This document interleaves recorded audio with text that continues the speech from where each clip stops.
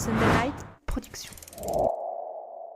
Bonjour à toutes et à tous, bienvenue sur le podcast Dans la tête d'un cycliste pour un épisode hors série proposé par Giant en direct sur site à Lanidis, ville d'arrivée du Trop-Bon-Léon. Nous avons l'honneur d'accueillir une légende du cyclisme, Pierre Rolland, ancien cycliste professionnel. Pierre a parcouru les routes du monde entier, gravissant les cols les plus emblématiques et remportant des victoires prestigieuses. Aujourd'hui, il nous fait le plaisir de partager son parcours, ses expériences et sa passion pour ce sport extraordinaire qu'est le cyclisme.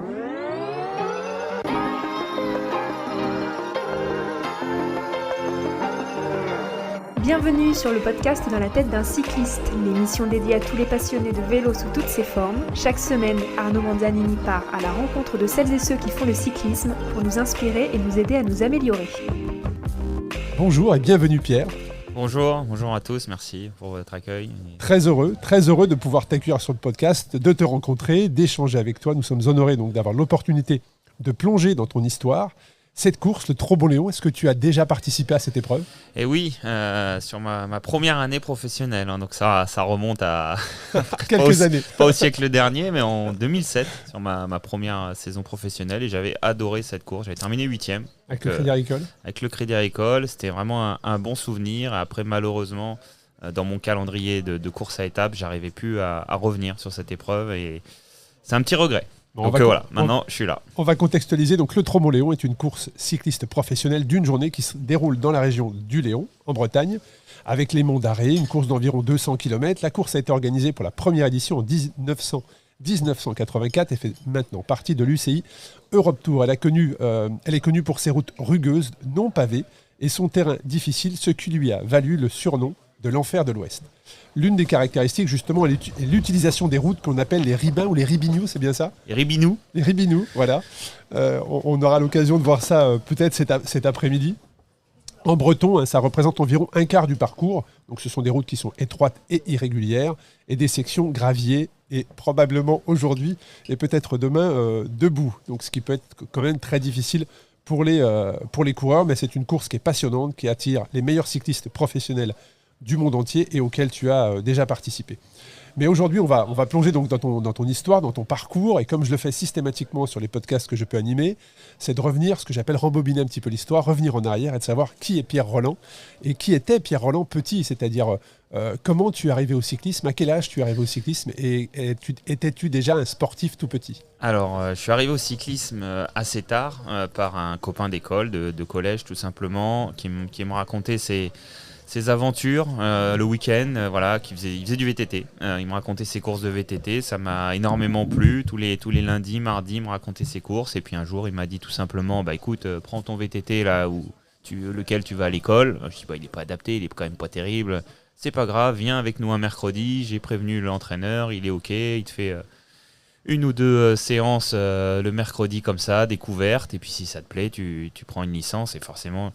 J'ai fait du vélo le mercredi comme un adolescent et c'était pour moi une découverte et c'était une évidence que c'était le sport qui me convenait. Voilà le début de l'histoire. C'est comme ça que l'histoire a été lancée. Ouais, sur un VTT. Sur un VTT j'ai eu la chance de rencontrer forcément un premier entraîneur qui était très investi pour les jeunes et qui m'a prêté du matériel, qui m'a donné plein de codes, que c'est quelqu'un que je vois toujours régulièrement. Et voilà, ça c'était une grande chance. Et après la saison de VTT se terminant, on est passé sur des vélos de cyclocross, donc un peu l'ancêtre de notre gravel actuel. Oui, exactement, tout à fait. Et du coup, ils m'ont prêté un vélo de cyclocross. J'ai fait la saison de cyclocross et arrivé. Moi, je connaissais pas les catégories, les catégories et puis les périodes aussi. Voilà, l'été on fait du VTT, l'hiver on fait du cyclocross, et arrivé au printemps, à la fin de l'hiver, on fait de la route. Moi, je connaissais pas tout ça et je suis allé à Decathlon, j'ai acheté les pneus les moins chers de route possible, alors, des Axial bicolores, truc pas possible. Maintenant, je pourrais plus rouler avec ça. Hein. Et j'ai mis ça sur mon vélo de cyclocross et c'était parti l'aventure sur route. Et là, sur route, ça m'a vraiment plu parce que il y avait un aspect tactique, stratégie. Il y avait des sprints, il y avait les pancartes. Et c'est vrai qu'en VTT et en cyclocross, il y avait quand même... Voilà, le premier, il partait surtout dans les catégories jeunes. Il part au bout de 100 mètres. Le classement, il est fait. Ça, je trouvais pas ça hyper passionnant dans les catégories jeunes. Et la route, c'était vraiment... plus d'adrénaline, de vitesse, de tactique, les primes, les sprints, enfin voilà, tout me plaisait. Ouais, c'était la course. Ouais, c'était la course. Faire la course, c'était vraiment quelque chose qui me plaisait et j'ai mordu tout de suite. Et dans les catégories jeunes, est-ce que tu gagnais rapidement, régulièrement, ou est-ce que c'est pas forcément à cette époque? Non, du coup j'ai commencé les compétitions en KD1, donc 14-15 ans, et j'ai gagné ma première course en fin de ma première saison. Donc voilà, ça a été un petit peu laborieux. Ouais, il y a eu l'apprentissage. Voilà, c'est l'apprentissage, la tactique, la course, et puis voilà, comme un signe, j'ai gagné la dernière course de la saison en KD1, et puis après en KD2, j'ai gagné un petit peu plus régulièrement. Mais j'écrasais pas la concurrence, hein. J'étais frêle, j'habitais une région toute plate, moi qui faisais 55 kilos. Pour gagner dans ma région, c'était pas évident. J'avais pas la notion de grimpeur, rouleur, sprinter. Pour moi, je faisais une course. C'est un fin tacticien. Ouais, je faisais la course et puis c'est tout. Et puis les choses vont s'accélérer derrière, puisque 2004, tu connais tes premières sélections en équipe de France également. Oui, voilà, ça a été très vite.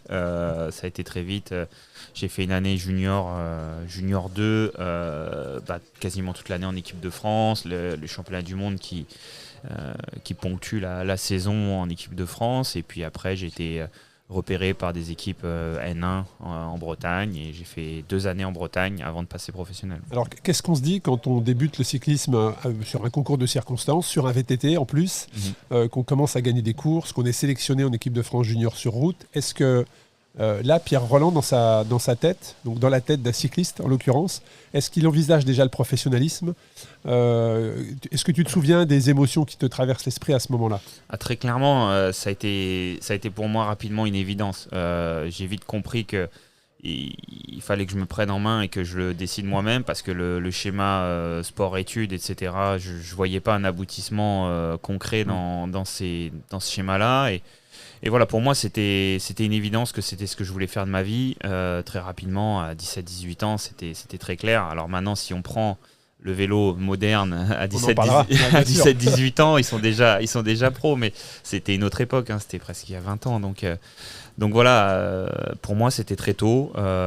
Pour le système français, éducation, etc., de dire qu'on veut être sportif professionnel, ça ne rentre pas dans une case.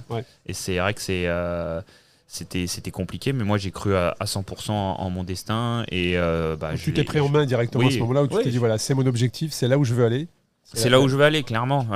Quand on me demandait en début d'année qu'est-ce que tu veux faire de ta vie, je dis moi je veux être sportif professionnel. Oui, mais c'est pas un métier. Si, c'est un métier. Ça va. Au moins je vais en faire un bout de ma vie. Je sais pas combien de temps. Chapitre de ma carrière professionnelle. Ce sera un chapitre. Et voilà. Donc là on est en 2004, 2004-2005, ce qui veut dire que tu structures ma vie, ta vie, oui. Tu fais des choix également probablement stratégiques pour aller vers l'objectif qu'est le professionnalisme. C'est ce qui t'amène en 2005 à quitter le foyer familial, partir sur Rennes. Oui. Et là, j'ai lu dans une de tes interviews qu'à Rennes, tu travailles dans un McDo pour te financer en fait. Oui, parce que les structures sont pas comme aujourd'hui. Aujourd'hui, très clairement. Aujourd'hui, si tu as 18 ans, que tu dis que tu veux faire que du vélo, on va mettre des choses en place, on va t'accompagner. Il y a des structures même qui vont pouvoir t'accueillir. Il y a des structures qui ont des finances pour ça, et à mon époque, non. Donc voilà, j'allais travailler le soir, 3 heures pour subvenir à mes besoins alimentaires, tout simplement. Et puis après, je faisais du vélo toute la semaine, tous les week-ends, et ça a été pour moi une belle épreuve de vie, parce que ça m'a permis de me rendre compte de la valeur des choses. Quand on travaille à McDo, on sait que le SMIC, on sait ce que ça représente.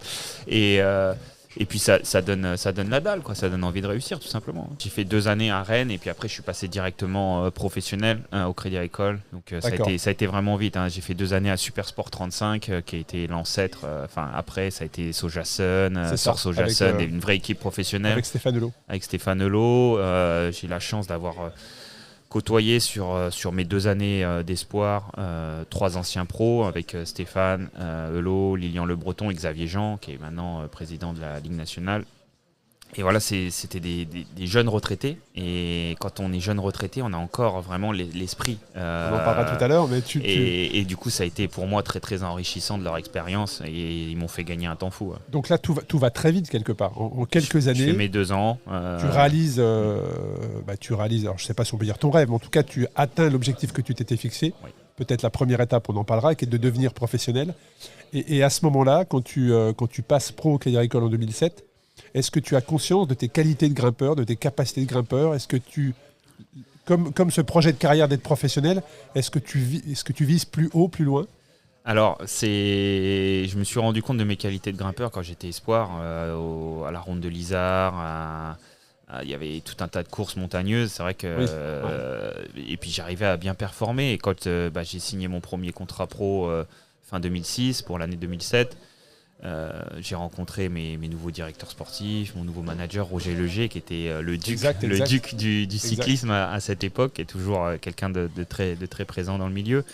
Et j'ai rencontré un directeur sportif qui m'a dit, bon, c'est quoi ta spécialité ? Alors ça va être une de mes questions, parce que quand on découvre qu'on n'a pas fait l'école de cyclisme, en étant jeune, on ne fait pas du vélo, et tu l'as dit, moi je ne savais pas qu'il y avait des saisons de cyclocross, de VTT, de route. Il y a aussi des disciplines, le sprinter, le grimpeur, le rouleur. Tu étais dans une région où il n'y avait pas de montagne. Oui.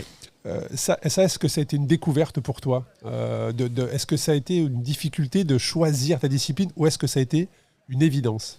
Alors, ça a été... quand on est amateur, on doit être bon partout.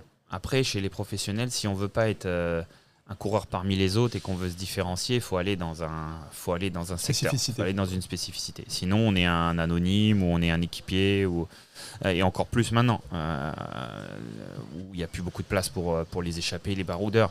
Et donc, j'ai rencontré Michel Laurent, qui était un directeur sportif qui a un palmarès impressionnant, qui m'a dit, c'est quoi ta spécialité à toi, Pierre ?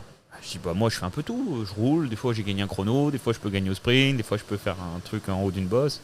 Il m'a dit non, ça on en a plein. Il m'a dit ça on en a plein. Il dit, t'es grand, t'es fin, faut que tu sois un grimpeur, faut que tu ailles là-dedans. Ah ouais, t'es sûr ? Ouais, faut que tu ailles là-dedans. Et puis j'ai foncé, je dis j'ai pris ça à la lettre. Je dis faut que je sois un grimpeur. Je suis un grimpeur. Et puis voilà, j'ai fait du travail en montagne, j'ai perdu du poids. Et, c'est très spécifique. Il y a grimpeur, il y a se dire je vais être grimpeur. Je suis quand même assez grand, assez lourd. Il y a être vraiment grimpeur et performer, tu vois. Oui. C'est une intensité d'effort que seuls les grimpeurs peuvent connaître, très clairement. Oui, c'est vrai que c'est hyper spécifique, mais cette phrase, elle a résonné dans ma tête pendant des années. Je me suis dit, non, c'est vrai qu'il a raison, je peux pas être un coureur, faut que je me différencie. Donc voilà, c'était ça, et j'ai pris... j'ai pris ça à la lettre. J'ai pris ça à la lettre. Et puis ça a été quelqu'un qui a été très présent sur mes débuts, et j'étais fier de lui faire voir que il avait raison de croire en moi, et c'était quelqu'un d'important. Donc alors 2007, effectivement, tu découvres le monde professionnel, tu te lances sur le circuit. Et ensuite, on va pas refaire toute ta carrière en détail, mais il y a un changement de statut très clairement pour toi, qui est la victoire à l'Alpe d'Huez. Raconte-nous ça quelques années plus tard. Comment tu pourras en parler aujourd'hui ? C'est quelque chose qui restera à vie, pour moi, pour ma vie de cycliste, pour ma vie d'après. C'est quelque chose... Voilà, c'est un fait majeur de ma vie. Tu l'avais coché cette étape ? Au fur et à mesure que le tour passait, que je sentais que je pouvais vraiment jouer en montagne avec les tout meilleurs, petit à petit, c'était une évidence que je pouvais gagner en haut d'un gros sommet sur ce tour-là. J'ai pu le refaire après dans le futur, mais après, mais oui, c'était une évidence que je pouvais le faire. Du moins là, j'avais une opportunité dingue, et après cette journée, elle était, je peux écrire un livre dessus, tellement il s'est passé de choses dans l'espace de 3h30, même si on prend dès le matin ou dès la veille jusqu'au soir. Il y a plein de choses à raconter sur cette journée, et c'était une journée comme on peut la rêver, comme tout se passe. Idéal. Tout était idéal. Les planètes étaient alignées. Plus qu'alignées, les planètes, les étoiles, tout. Non, c'est vrai que ça faisait plus de 20 ans à ce moment-là qu'un coureur professionnel français n'avait pas gagné. C'était ta première victoire sur une étape. Donc c'est l'Alpe d'Huez, donc forcément, c'est forcément un fait marquant. Mais raconte-nous cette attaque. Est-ce qu'elle a été instinctive? Est-ce qu'elle était calculée? Est-ce qu'elle était préparée? Qu'est-ce qui s'est passé dans ta tête à ce moment-là? Ce qui s'est passé, c'est qu'en 2010, sur le début de l'année 2010, je suis un peu dans une interrogation sur ma carrière. J'ai un peu de mal à retrouver un rendement, j'ai un changement d'équipe, me Crédit Agricole s'arrête, je dois changer d'équipe, j'ai du mal à retrouver ma place dans ma nouvelle structure Bouygues Télécom. Et du coup, je retourne avec mon premier entraîneur, là, celui qu'on a parlé, le premier entraîneur qui m'a accueilli sur mon premier entraînement. C'était quoi? C'était une remise en question? Oui, j'y arrivais plus, j'arrivais plus à trouver le rendement, je sais pas ce qui se passait. Donc je suis retourné le voir, je dis j'y arrive plus. Ah ok, bon, on a retravaillé ensemble quelques semaines, quelques mois. Il m'a envoyé en stage sur la période de mai et je suis allé à Bourdoisan au pied de l'Alpe d'Huez. Je me suis dit tiens, la première fois que je vais aller en stage en montagne, je suis allé à Bourdoisan. C'était la première fois que tu allais en stage en montagne? Oui, j'allais tout seul. Je suis allé tout seul avec. J'avais déjà été en Auvergne, mais c'est quand même pas pareil. C'est pas les Alpes. Et du coup, c'était en plein mois de mai pendant le Giro, à peu près cette période, et je me suis retrouvé à Bourdoisan. Alors autant dire qu'au mois de mai, Bourdoisan, c'est pas sexy. Et il faisait un temps apocalyptique. Et tout l'école était fermé. Ouais, et du coup, je me suis retrouvé à faire la montée de l'Alpe d'Huez le matin. Je montais là-haut, je me rhabillais parce qu'il faisait un temps pas possible. Je me rhabillais, je descendais, je prenais une douche, je me réchauffais, je recommençais. Et j'ai fait ça pendant une semaine. Donc la montée de l'Alpe d'Huez, je l'ai poncé dans tous les sens. Ah, donc tu connaissais chaque virage. Je connaissais tout par cœur. Et c'était un an, un peu plus d'un an. L'été d'avant. Quasiment l'été d'avant. L'été, un an avant. Et quand je suis arrivé sur l'Alpe en 2011 sur le Tour, c'était dans ma tête, j'étais imbattable. Une fois que j'étais lancé dedans, je connaissais le moindre lacet, le moindre truc. C'est pas pour dire, mais je pense que je l'ai monté au moins 15 fois sur ce stage. Est-ce que je l'ai monté 2 fois par jour? Il y avait que ça à faire. Tout était fermé. Je suis allé monter une fois les 2 Alpes, une fois le Glandon jusqu'à la moitié parce que après il s'était bloqué.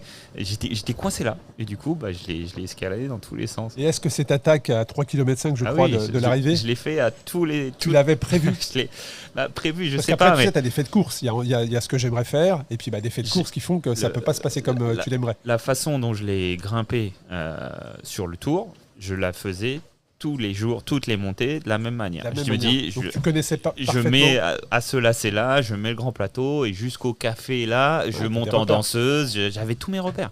Et c'est comme c'était la montée idéale. J'ai fait comme un entraînement. Et puis, alors après, je creuse un peu, tu m'excuseras, mais après, il y a ce qu'on aimerait faire, et puis le jour, tu as les jambes ou tu n'as pas les jambes. Ah oui, bien sûr. Et là, ce jour-là, tu savais que les jambes étaient, c'était les jambes de feu et que tu pouvais les pousser jusqu'à la victoire. Il n'y avait même plus de jambes. Je pédalais avec mon ventre, quoi. T'étais dans une bulle, quoi. Oui, il y avait... La force, je l'ai prise dans mon ventre. C'était vraiment... Des fois, on arrive à avoir cette sensation-là. C'est quelquefois dans une carrière, on pédale plus avec les jambes, c'est avec les tripes, quoi. C'est vraiment, et c'est pas une image, c'est la vérité. Ah ouais, je comprends. Donc il y a l'attaque, et puis il y a le fait que ça arrive. C'est que tu vas franchir la ligne. Oui. Tu vois, là aussi, tu as ces émotions qui se déclenchent. Oui, est-ce que tu peux nous les partager? Est-ce que tu t'en souviens de ce moment-là qui était en 2011? Mais je pense que ça oui, c'est à vie, c'est sûr. Mais il y a plein de choses qui te passent par la tête. C'est bon, là, je crois que c'est bon. Il va plus rien m'arriver là. C'est bon. Qu'est-ce qui va se passer? Et c'est vrai que dans le dernier kilomètre, quand tu as pris le temps de savourer? Pas tellement, parce que je sais que j'ai gagné. Mais je veux pas me le dire parce qu'il reste un rond-point, un virage. On a déjà vu des gars s'étaler dans le dernier virage à l'Alpe et voilà, j'y crois, mais je suis presque à me pincer pour savoir si c'est vrai, quoi, parce que j'avais tellement fait des places de 2, des places de deuxième à Paris-Nice, deuxième au Dauphiné. C'est vrai que ça, il y avait toujours quelqu'un ou quelque chose pour m'empêcher de gagner une grande étape sur une grande course à étapes comme Paris-Nice, le Dauphiné et le Tour. Pour moi, c'est la même catégorie d'épreuves.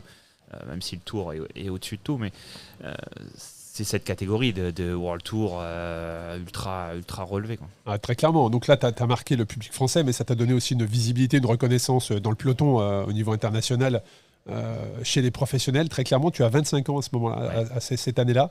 Le jour d'après, c'est comment le jour d'après? Quand on gagne à l'Alpe d'Huez, le jour d'après, ça ressemble à quoi? C'est l'Elysée, c'est tout ça. Il y a tout ça qui va avec et c'est l'euphorie. Et puis ça dure quelques temps parce qu'après le tour, il y a les critériums.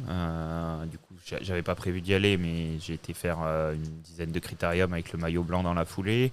Et puis après, c'est le regard de tout le monde qui change, du public, des adversaires, ton statut et derrière. de tes sponsors, de ton manager.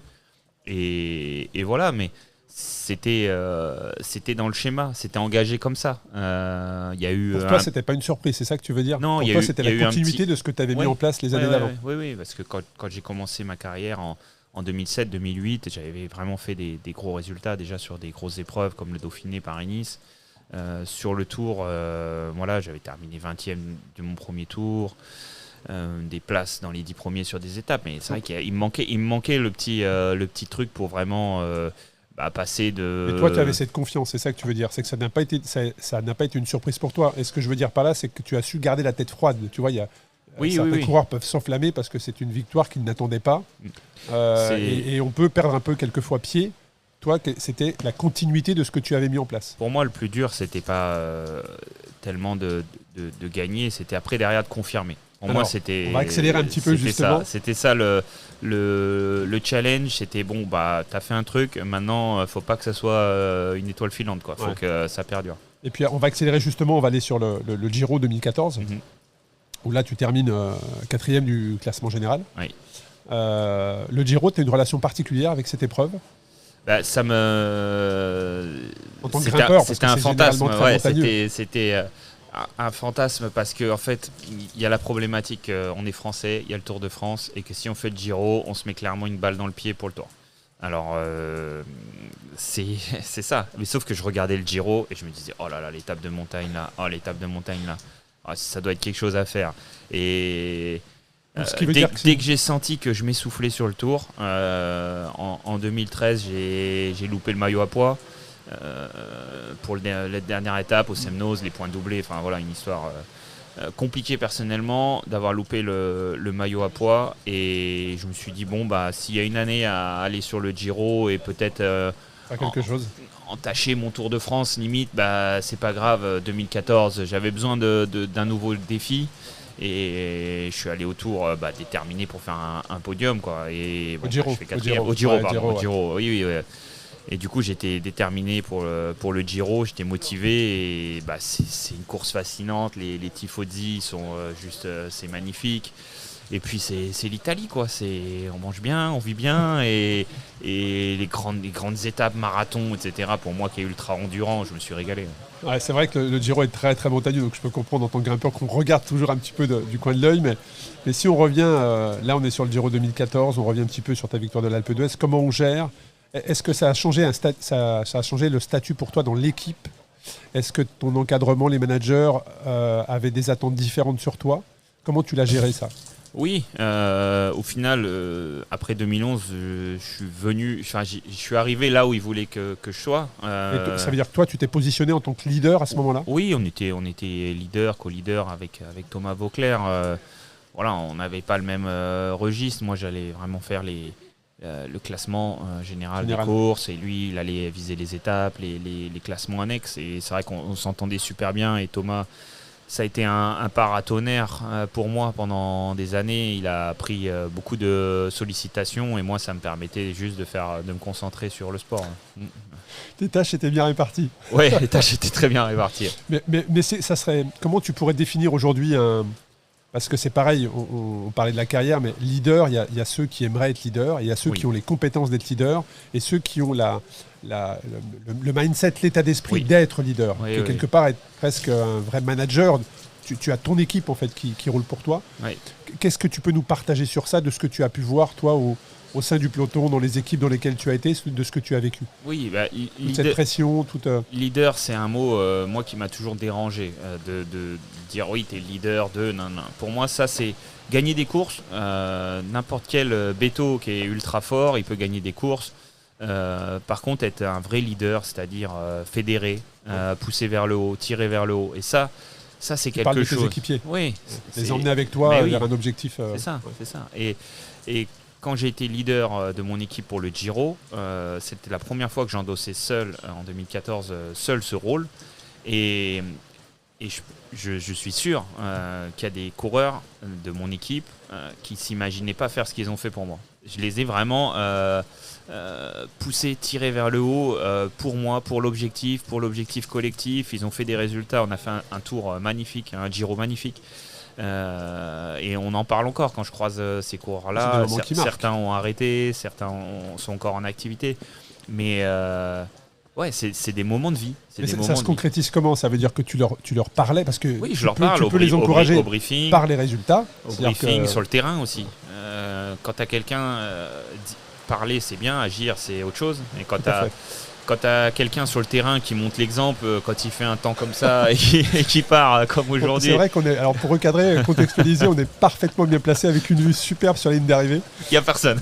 Voilà, mais disons qu'on a un temps breton qui est humide. Ouais, on est, mais non, mais là il va faire beau. À 11h, on avait dit il est -5. Donc, mais oui, c'est tirer le groupe vers le haut, c'est montrer l'exemple, c'est prendre la parole quand il faut, recadrer les choses et puis aussi avoir pas de la compassion, mais c'est être humain, en fait. Ouais, être humain, et puis savoir tirer le meilleur de chacun. C'est quand on connaît ses équipiers, on connaît aussi leurs faiblesses et de leur dire voilà, là vous n'allez pas passer un bon moment aujourd'hui, par contre demain j'ai besoin de toi, donc voilà, essaye de passer aujourd'hui. Ouais, ça c'est très très intéressant d'avoir ce regard-là de ton expérience. Et on voit la continuité, le chemin de ton parcours qui t'a amené jusqu'à être 4e justement du Giro qui débute ce week-end. Oui. Voilà, au moment où on enregistre, le podcast est diffusé lundi, mais on est samedi, le Giro débute, donc ça va être un regard intéressant à suivre. Et puis c'est pareil, on ne va pas détailler, mais après il y a ce passage où tu passes chez Cannondale. Oui. Et là il y a ce chapitre où moi j'aimerais bien que tu nous partages quand on change d'équipe. Alors déjà voilà, mais il y a aussi probablement de mentalité, de culture, parce que tu passes dans une équipe américaine. Et comment ça s'est fait pour toi, cette transition? Parce qu'à travers ce chapitre-là de changement d'équipe, en préparant cet épisode, je pense à un Romain Bardet qui est allé chez DSM, à Christophe Laporte qui est allé à la Jumbo. Donc il y a un changement de culture dans ces équipes. Comment se font ces transitions? Pour moi, ça a été un moment très très important de ma carrière sportive et je pense très important de ma nouvelle vie aussi. Parce que ça a été une ouverture d'esprit. C'était dingue. C'est la culture en fait. C'était dingue parce que moi je m'essoufflais dans mon équipe. J'arrivais pas. Voilà, j'avais besoin de passer un cap. Et du coup, je me suis dit il est temps de changer d'équipe. Par contre, je veux pas changer d'équipe pour aller chez le voisin qui fait la même chose. Je veux vraiment. Alors, j'ai été contacté par des équipes espagnoles, américaines, anglo-saxonnes. Comment tu as fait ton choix d'ailleurs? C'est intéressant. Parce que le manager qui a su me convaincre, pas financièrement. Alors certes, c'était très bien, oui, mais le manager Jonathan Wouters, qui croyait en moi à 200%, qui m'a dit on va faire quelque chose avec toi parce que il a regardé tous mes datas, il a regardé toutes mes stats. Il dit tu perds 10 minutes sur la première semaine du tour sur le plat. Il dit nous on va te mettre 7 mecs qui font 2 mètres de haut à côté de toi et 1 mètre de large, tu vas pas être embêté. Et il a cru en moi et puis ça a été une ouverture d'esprit parce qu'au début cette équipe s'appelait Cannondale et après Education First. Et Education First, on sait ce que c'est une entreprise internationale de cours de langue dans le monde entier et du coup on avait jusqu'à 16 ou 17 nationalités dans l'équipe. Donc on se retrouvait à table, il y avait un Italien, un Colombien, un Espagnol, tout, il y avait tout. Et c'était génial, moi j'ai adoré. Et tu es resté dans ces années-là, est-ce que tu as gardé ton adresse française ou est-ce que tu es parti vivre, même si vous êtes très clairement beaucoup sur la route? Mais je veux dire, est-ce que tu es parti vivre aux États-Unis ou est-ce que tu restes en France et c'est les stages qui te faisaient rencontrer ces gens-là? Non, je suis resté chez moi. Après, je suis allé 2 fois en stage aux États-Unis et puis après, on a fait énormément de stages en altitude. Donc une approche différente alors. Ah oui, c'était complètement différent. Après, ça reste du vélo, hein. Ça Oui, reste mais des courses de vélo. pratiqué différemment. Mais oui, et l'approche était complètement différente et l'état d'esprit, parce que c'était, on travaille, on est sérieux, mais par contre, quand on a posé le vélo, on parle d'autre chose, on fait autre chose. C'était vraiment. Moi, j'ai trouvé ça super bien. Et puis, il y a ce côté américain où on se dit les choses. Le fameux feedback américain, très clair. Très clair, et ça. Bien positionné. Toujours bienveillant. C'est hyper agréable parce que il n'y a pas de non-dit, il n'y a pas de discours dans le dos. Si on a quelque chose à se dire, on se le dit et puis c'est réglé, c'est tout. Et des fois, nous, en France, on met un petit peu de temps à dire les choses et c'est plus compliqué. Et des fois, ça crée des frustrations. Ça pourrit les situations. Moi, je me souviens de ta victoire en 2017. Où j'étais derrière mon écran. Ouais. Et je ne sais plus qui était le commentateur, mais qui expliquait que ton passage effectivement dans cette équipe américaine, tu avais changé quelque chose dans ton entraînement, où tu travaillais par le passé trop en intensité ou peut-être trop en endurance, je me souviens plus vraiment. Trop en endurance. Voilà. Est-ce que tu peux nous parler justement comment tes coachs, tes entraîneurs, si tu en as changé, ont détecté cela et quel était l'objectif ? L'objectif, c'était C'est que tu faisais beaucoup trop d'heures de selle, en fait, c'est ça ? Oui, c'était beaucoup de foncier et un pédalage un petit peu lourd aussi. Et forcément, ils voulaient que je modifie 2-3 trucs. Donc, ils m'ont fait faire des séances que j'avais pas l'habitude de faire. On a travaillé avec des outils différents. Les stages d'altitude, avant le Tour, en 2016, j'ai fait 5 stages en altitude. Donc voilà, une approche différente, moins de jours de course. Moins de courses d'un jour, parce que voilà, quand on est une équipe française, il y a le calendrier international et puis français. Après il y a tout le calendrier français. Et ça, c'est très lourd. C'est pénalisant pour un coureur. On est obligé de les faire. Ouais. Donc on est obligé d'y participer. Des fois, quand on veut programmer un stage, on peut pas parce que il y a cette course qu'il faut aller faire. Il y a cette course. Tu travailles différemment en course que sur un stage d'entraînement. Ah non, un stage d'entraînement pour préparer une course à étapes, il n'y a pas mieux. Même maintenant, les coureurs de classique vont faire des stages en altitude. Dylan Van Baarle, très peu de jours de course et il a été très efficace. Très efficace. Il est tombé avant le Tour des Flandres, mais très efficace avec peu de jours de course. Donc l'entraînement est quand même primordial. Donc ça c'était le chapitre. Voilà, je voulais vraiment qu'on creuse ça et tu réponds parfaitement à cette transition dans une équipe étrangère avec cette vision différente, cette approche différente. On parlera des datas un petit peu plus loin, mais ça c'est un rôle important. Et je faisais la transition avec Bardet qui est parti chez DSM, Laporte chez Jumbo qui a connu des résultats.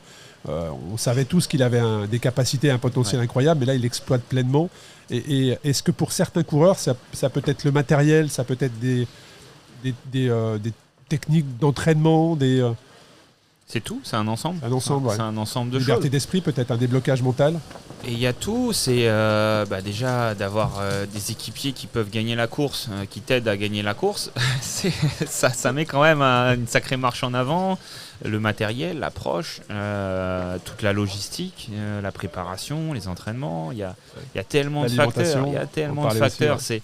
C'est pas des gains marginaux, hein. C'est des gains, c'est des gains tout court. Les gains marginaux, c'est quand on va changer une roulette de dérailleur. Ça, c'est un gain marginal. Et encore, c'est déjà un gain. Mais tout ça, quand on est avec des vieilles équipes, des vieux staffs qui font, quand on leur propose des nouveautés. C'est compliqué. C'est compliqué. Ouais, c'est compliqué. Et après, on dit quoi ? On voit un Christophe Laporte qui change d'équipe, qui va dans l'équipe la plus performante et en termes, qui va chercher le moindre détail. Et on dit c'est bizarre, il marche quand même vachement au mieux. Ah oui, mais ça fait une montagne à la fin. Hein. C'est intéressant en tout cas d'avoir ton partage sur ça. Non mais oui, c'est une montagne entre deux équipes, entre une équipe qui fait dès qu'on a une nouveauté à apporter.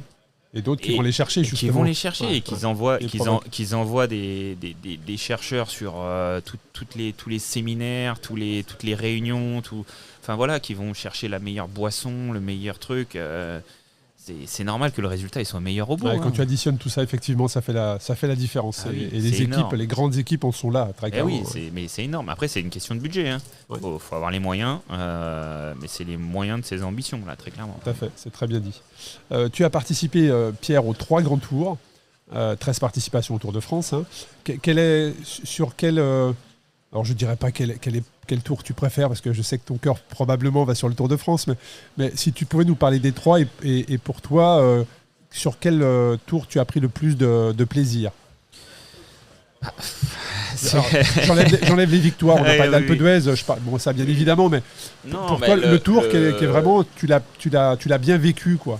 Ouais, si tu prends la pression, la forme physique, l'équipe. Le mieux vécu, c'est le Giro. Le Giro, parce que moi, le mois de mai, c'était toujours une période où ça marchait. Et depuis tout jeune. Mes premières années, au mois de mai, j'étais tout le temps devant. Ça marchait toujours. Donc, c'était cyclique. Donc, pour moi, l'approche, elle était hyper simple. Ma forme, elle arrivait toujours en mai. Donc, quand tu es sur un premier pic de forme, il tient longtemps celui-là. Le premier pic de forme, il tient vraiment longtemps. Et du coup, mai, le Giro, c'était l'idéal. Après, il y a tous les à côté du Giro. Le public qui est très respectueux, un public de passionnés. Ouais. Donc, tout ça, la course, l'état d'esprit, la ferveur. Moins de pression, c'est moins oppressant. Voilà, moins oppressant. Après le Tour, forcément, c'est la vitrine. Donc, c'est là où il faut briller. Et puis la Vuelta, moi j'aimais bien la Vuelta, mais je suis toujours arrivé à la Vuelta après le Tour, donc j'étais toujours essoré et j'en ai jamais trop profité de la Vuelta. Ça c'est un des regrets de ma carrière, c'est d'avoir jamais pu arriver à la Vuelta à 100% de mes capacités et voir ce que j'aurais vraiment pu faire. Bon, ça aussi, c'est très intéressant d'avoir ta vision sur ces trois grandes épreuves.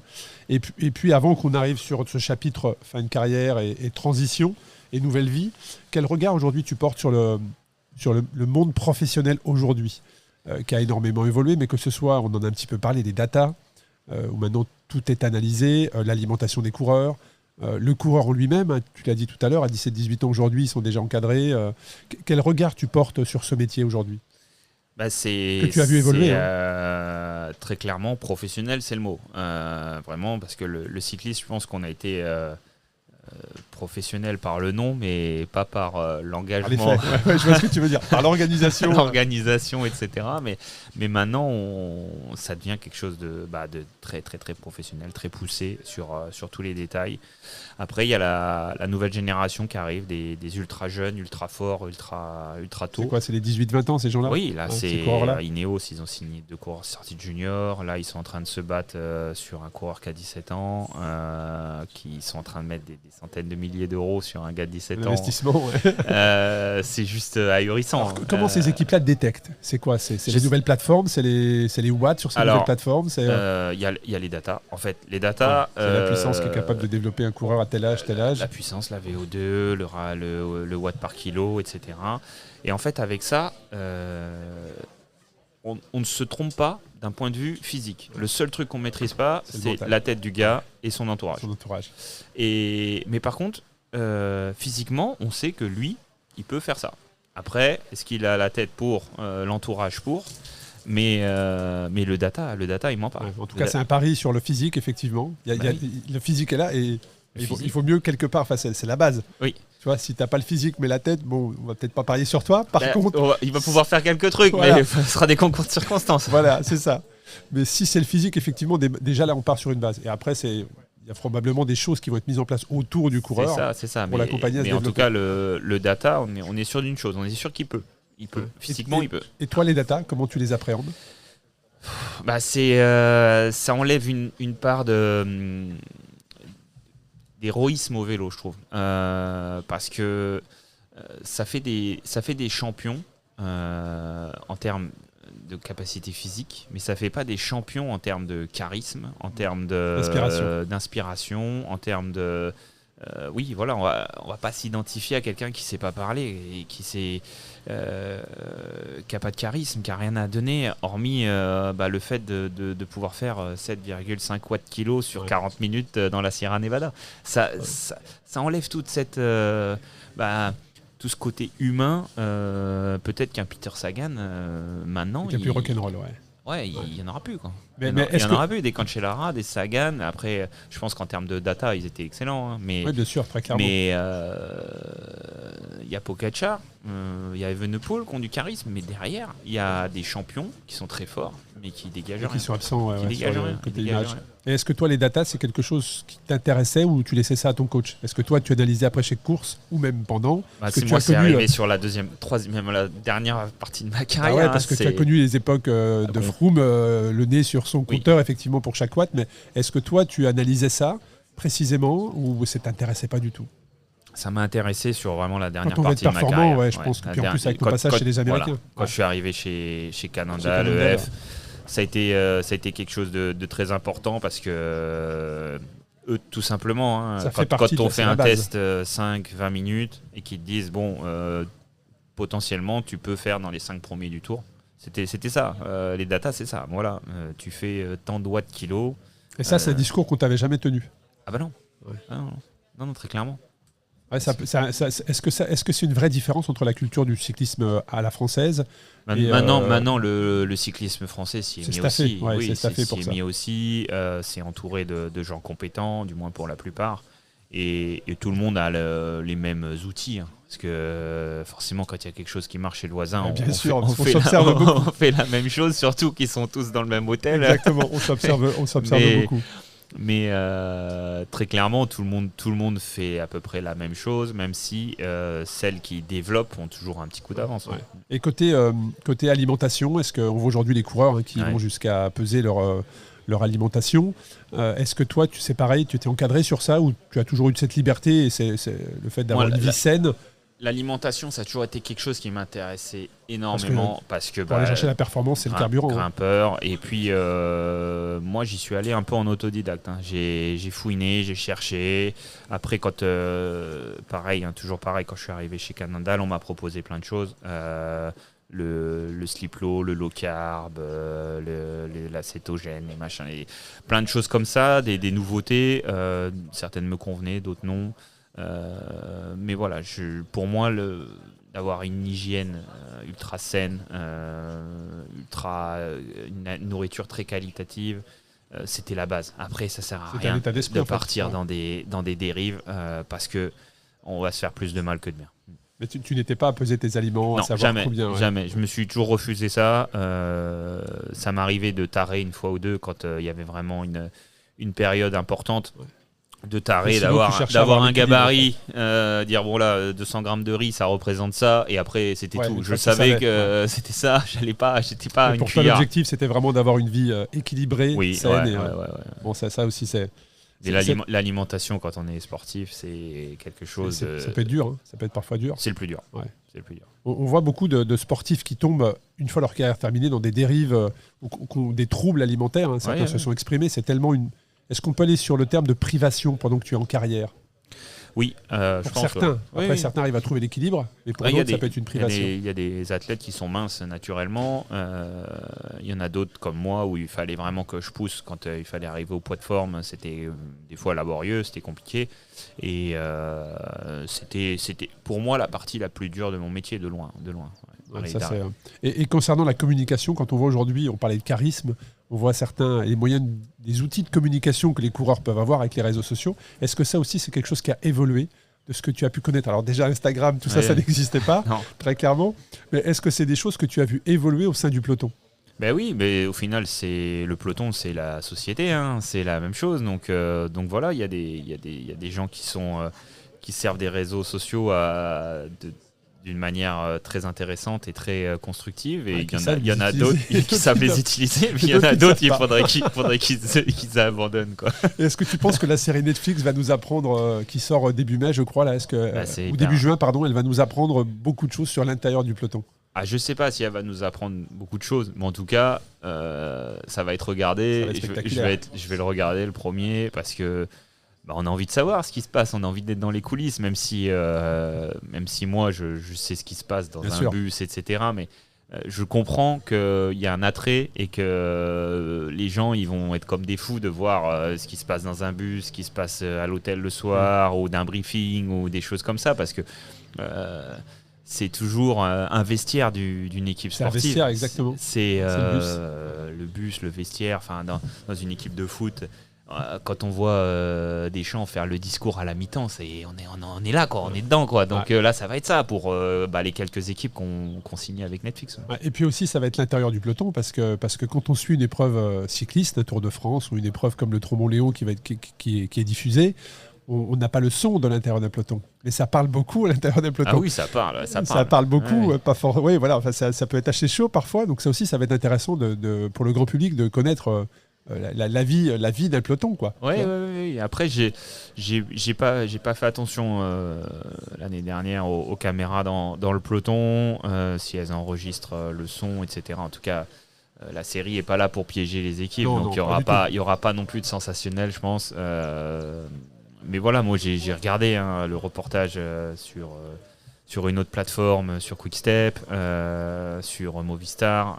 Mais c'est vrai que c'est un régal à regarder. Ouais, c'est spectaculaire. C'est bien monté. Ouais, c'est bien monté. Il y a des petites biscottes sympas. Ouais. On va arriver sur le chapitre de ta fin de carrière. Comment tu peux nous parler de cette fin de carrière ? Bon, elle a été un petit peu déjà raccourcie, écourtée d'au moins une saison. Est-ce qu'on peut dire subie ? Elle était un peu subie. Après, on va recontextualiser. Mon équipe a dû s'arrêter pour des problèmes de management, de financier. Et du coup, on a été au courant assez tard dans l'hiver, début décembre. On a été informé assez tard et du coup, début décembre, pour donner une idée, les équipes partaient déjà en stage. Donc voilà, moi j'ai été contacté par quelques équipes. J'aurais pu être professionnel encore cette année. Mais j'ai pas trouvé de projet qui me motive à repartir sur une nouvelle aventure. Ouais. Donc je retire le mot subi, effectivement. Ouais, j'aurais pu être coureur. C'était un vrai choix. Mais je me suis dit que c'était un signe du destin, que j'ai jamais subi de grosses chutes sur le vélo, en course, parce que quand même les risques en course ils sont importants. Ça tombe beaucoup. Ça tombe plus, tu penses qu'à y a toi beaucoup, quand tu étais dans les pelotons maintenant. Ça va plus vite. Il y a moins de respect, ça va plus vite. Ça joue tout le temps au dernier qui freine, à l'intérieur, les machins, les trottoirs, les aménagements urbains. Enfin, il y a des pièges un peu partout. Et puis après, ça a été un poids dans ta décision, ça, le fait de dire j'ai quelque part eu de la chance, avoir jamais eu de grosse chute. On va s'arrêter là en fait. Oui. Moi, il n'y avait que moi qui était décidé à m'arrêter. Tout mon entourage m'a poussé à continuer. Ça a été une de mes questions. La prise de décision a été familiale ? Non, elle était personnelle. Personnelle, 100% personnelle. Tout mon entourage me disait tu vas regretter, refais une année. C'est toi qui t'as mis la pression en plus. c'est pas toi qui vas décider. On ne peut pas décider à ta place. Tout ce que tu as fait, ceci, cela. Et moi, je me suis dit non, c'est bon. J'avais fait une belle année. Ça, c'est intéressant. J'avais terminé à Paris-Bourges, ma saison qui part de Gien, ma ville où je suis né. Il y avait mon entraîneur, il y avait mes potes. Je me suis dit, bon, c'est le destin, c'est comme ça. Et maintenant, et je l'ai hyper bien vécu. Et puis, j'avais des projets qui étaient déjà bien lancés. Donc, tu repartais pas de zéro parce que tu prends la décision, effectivement, seul, malgré les propositions, de dire, c'est le moment, j'arrête. Mm-hmm. Et là, tu ne repars pas. Il n'y a pas une phase d'une transition où il n'y a rien, en fait. Tu vois, il n'y a pas le vide. Voilà, il n'y a pas le vide, effectivement. Non, il n'y a pas le vide. Tu as déjà des choses qui sont amorcées. Oui. Et on te voit aujourd'hui très présent sur plusieurs projets. Donc, comment s'est fait cette phase de transition, cette fin d'année 2022 et ce début d'année 2023 où tu revois tes anciens collègues qui, eux, repartent en stage. Là aussi, ça doit être un moment un peu particulier, peut-être. Oui. Après, moi, j'avais, depuis quelques saisons, même depuis toujours, j'ai toujours eu du mal à repartir sur mon premier stage. Après la coupure, le premier stage novembre, décembre, janvier, j'ai toujours un peu de mal à repartir de la maison, refaire la valise. Donc au final, le stage de décembre, il m'a pas manqué. Celui de janvier un petit peu plus, mais voilà, pour répondre à la question, nous on avait déjà embrayé sur le projet Baroudeur avec Jérôme, donc l'agence de voyage à vélo. Depuis, ça faisait un mois et demi qu'on était dessus. Jérôme avait déjà une expérience d'agence de voyage au Portugal. Moi, j'avais cette envie de créer un Like Pro, Like Pro with the Pro. Parle-nous de ce concept. L'idée, c'est de faire... moi, l'idée que j'avais, c'était et qui fait partie du projet Baroudeur, c'était de créer un Like a Pro with the Pro pour tous. C'est-à-dire faire rouler les gens, leur faire découvrir ce que nous, on a. Passionnés, les cyclistes, les cyclos, dans un contexte comme un professionnel. Exactement ça. Faire un staff, avoir un staff, un bus, un véhicule suiveur, un massage, un kiné, un ostéo, mettre tout ce que nous on a connu durant notre carrière, durant nos stages de reconnaissance, durant tout ça, pour Monsieur Tout le Monde qui est passionné de vélo et qui a envie d'être en immersion là-dedans. Donc j'avais ce projet-là, je ne savais pas comment le mettre en place. Est-ce que je me mets avec une équipe professionnelle en activité? Est-ce que je crée ma structure? J'avais cette idée-là et avec Jérôme, on s'est croisés lors d'un mariage d'un copain qu'on a en commun, Romain Sicard, et on a parlé de ça. Lui m'a parlé de ce qu'il faisait, donc les voyages, le bikepacking, le transfert des bagages sur ses séjours, de la découverte, etc. Et moi, j'avais cette idée-là. Je dis, tiens, on va faire quelque chose d'à peu près pareil, mais c'est complètement différent, parce que toi, tu fais du gravel, du bikepack, de l'aventure. Moi, je veux faire vraiment du Like Pro. Et puis, Jérôme m'a contacté en me disant que son aventure au Portugal s'est arrêtée pour des raisons personnelles. Et il dit, écoute, ça t'intéresse toujours de faire ton truc là? On peut le faire, on va le faire tous les deux. J'ai réfléchi, j'ai dit, attends, je réfléchis une nuit, je te rappelle. Le lendemain, je l'ai appelé, je dis, ok, banco, on y va. Et en fait, tu as mis de l'extérieur, là tu nous partages l'histoire, mais de l'extérieur, on a vraiment cette sensation où toute l'énergie, la réflexion, la stratégie que tu avais en tant que coureur professionnel, tu l'as dupliqué et tu l'as mis dans cette nouvelle aventure. Oui, voilà, il y a de ça, et du coup, on a... moi, j'avais vraiment envie de faire vivre... je pense que c'est quelque chose qui allait intéresser les gens, d'être dans un bus d'équipe, d'arriver en haut du Ventoux, d'avoir son bus qui t'attend, ta douche, ton machin... Enfin, nous, on se rend plus compte quand on est coureur qu'on est des immenses privilégiés de se déplacer dans un motorhome énorme, rien que pour nous. Ça fait partie du cadre, en fait. Mais tiens, on va proposer ça. Et on a mixé nos idées.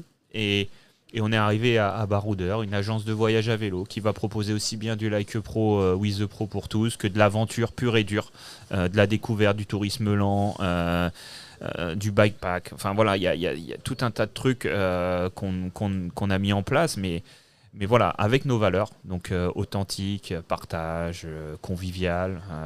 Like a Pro with the Pro, oui, ça peut des fois faire peur, mais si on est avec des gens sains d'esprit qui veulent prendre leur temps, enfin voilà, on a notre philosophie.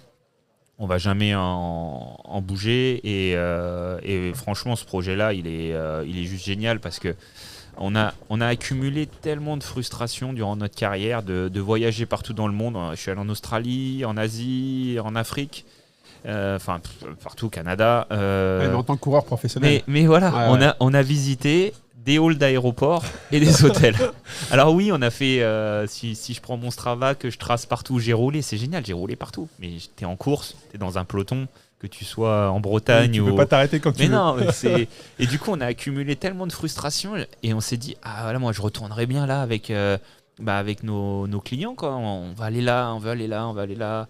Et voilà, on est en train de mettre tout ça en place, on découvre, on cherche, on fouine des destinations, des hôtels, des traces, et voilà, là on est en toujours plein... avec un vélo, mais différemment. Mais c'est vrai qu'on a sur le podcast Dans la tête d'un cycliste, mercredi dernier, un épisode avec Thibaut Pinot est sorti, et c'est ce qu'il nous disait, c'est que ce qu'il souhaitait faire une fois qu'il allait poser son vélo, c'était voyager justement et découvrir le monde. Oui. Alors comme tu l'as dit, vous avez visité le monde, mais d'une manière différente. On a des tampons sur le passeport, hein, mais voilà, c'est... La culture, la gastronomie, tout ça, on est passé à côté. On est passé à côté de plein de choses. Donc, il y aura encore une fois le côté professionnel, très encadré, très staffé. Ouais. Et puis, il y aura l'aventure pure et dure. Voilà, on veut vraiment partir sur les deux créneaux. Et puis après, il y a d'autres offres. On veut faire un rail des légendes aussi. Ça, c'est quelque chose qu'on veut faire. Moi, j'aimerais vraiment réunir les 4 derniers vainqueurs français de l'Alpe d'Huez, par exemple. Un beau projet. On va suivre ça avec attention. Alors, tu es également avec ce projet, donc tu as été coureur cycliste professionnel, leader. Hein, c'est pour ça que je parlais du management, parallèle avec le management, comment parler à son équipe.